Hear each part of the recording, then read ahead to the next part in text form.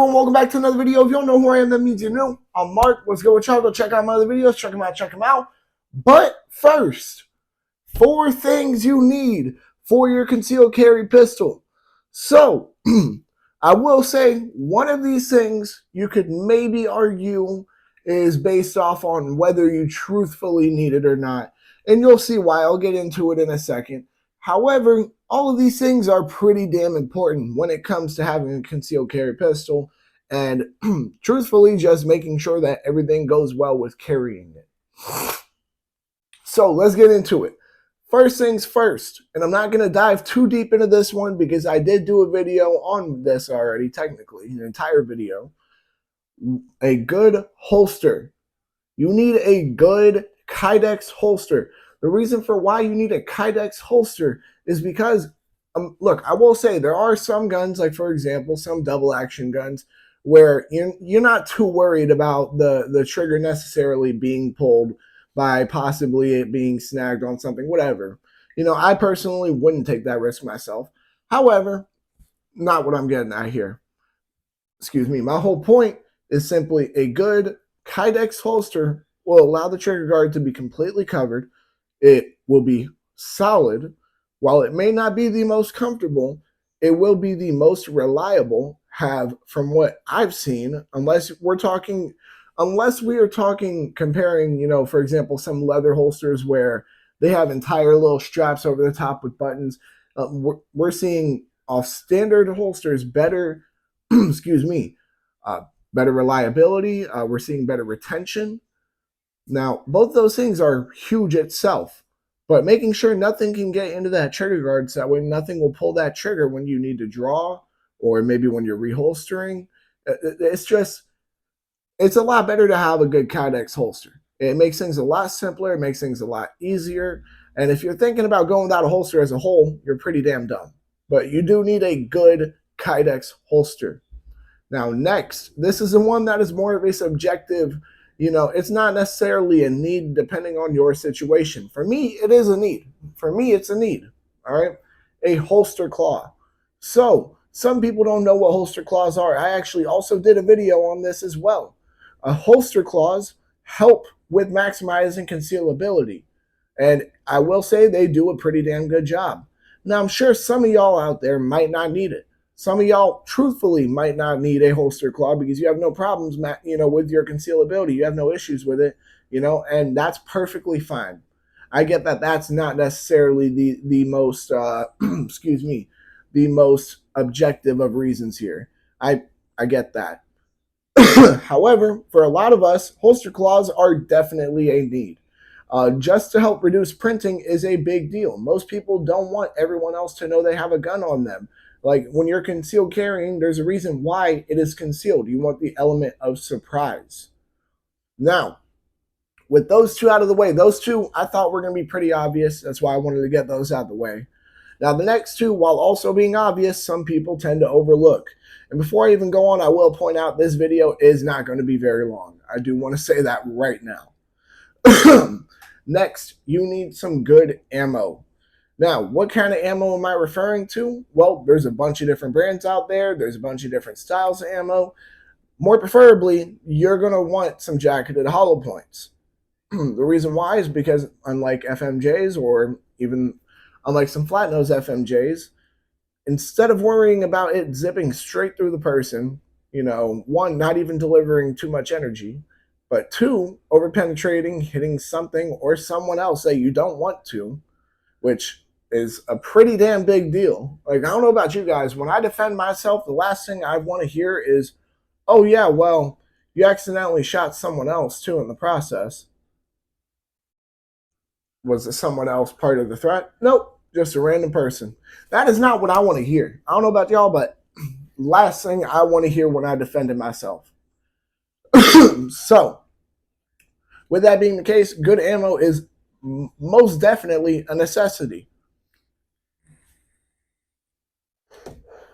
Now, as I mentioned before, there are a bunch of different types of ammo, a bunch of different brands. A bunch of different brands even have a bunch of different types within those brands themselves. So what brands of ammo would I recommend that would be, you know, at least reliable and is known for being reliable? It's known for functioning in a majority of firearms. It's known for not over penetrating. It's excuse me.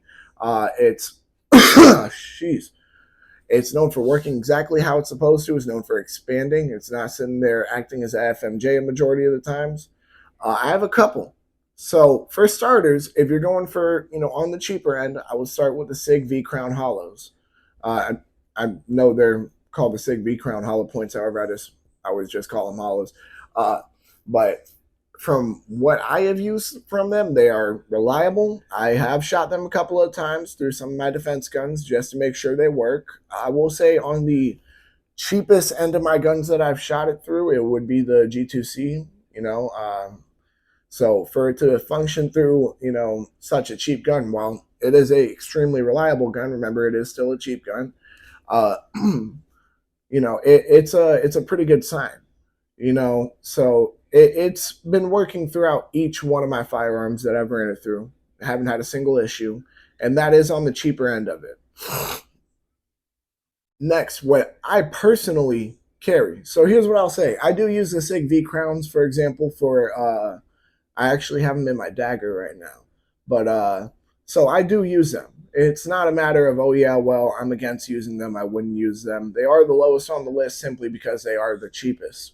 And as everybody knows in the gun world, you get what you spend. You get what you pay for. So you'll see what I'm getting at. Next, we got the Hornady Critical Defense Line. Jeez, that is a mouthful to say sometimes.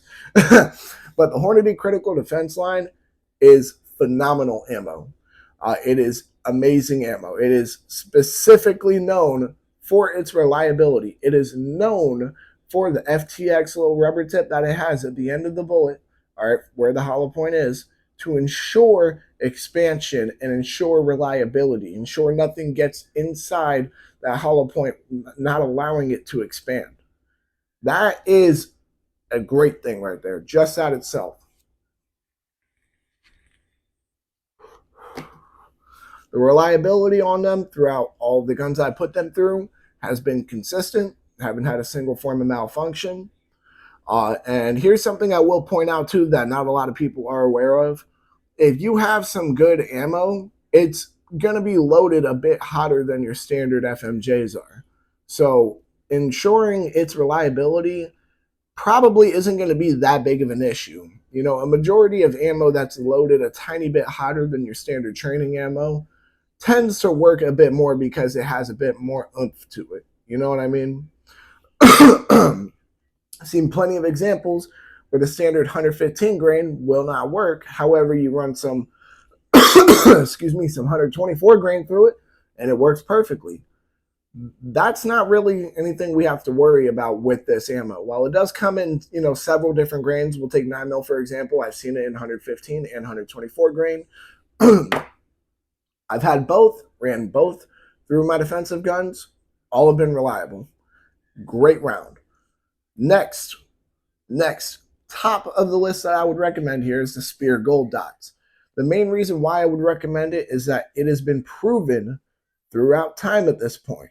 It has been used by law enforcement for a good long while, several different law enforcement agencies, and has proven reliable enough that I have no issue saying it's probably the best of the best. While I may say I haven't put it through my defensive guns yet, so I can't speak to its reliability on my guns, what I can say is I have seen reviews on it, several different reviews just to confirm its reliability, and not a single bad review that I could find. Not a single one. Now, with that being said, I do plan on getting some Speer Gold Dots soon and, running it through some of my defensive guns just to make sure it would all function properly, which I have no doubt that it will. But I put that at the top of the list at the moment. And then number 4, what I would argue is honestly about as important as a good holster and good ammo, if not more important, is training. You do need training with your concealed carry pistol. I am one of the biggest advocates for this. If you guys know me, you know that every single time I go to the range, I plan on putting some rounds through my through my concealed carry pistol.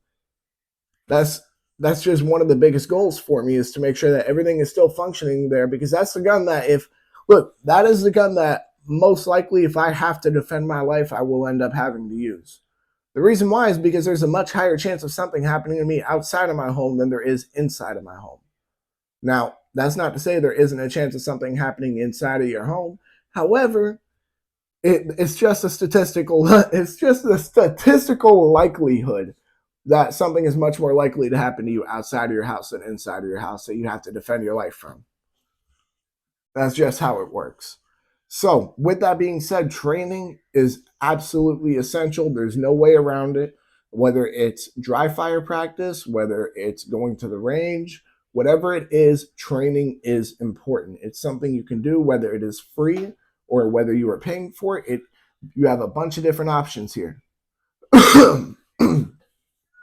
Those are the 4 things you need for your concealed carry pistol. And I will say, as I said before, one of them, like the holster claw, is not necessarily an objective need. For me, it's a need. For a lot of people, it is a need. Not for everybody, though.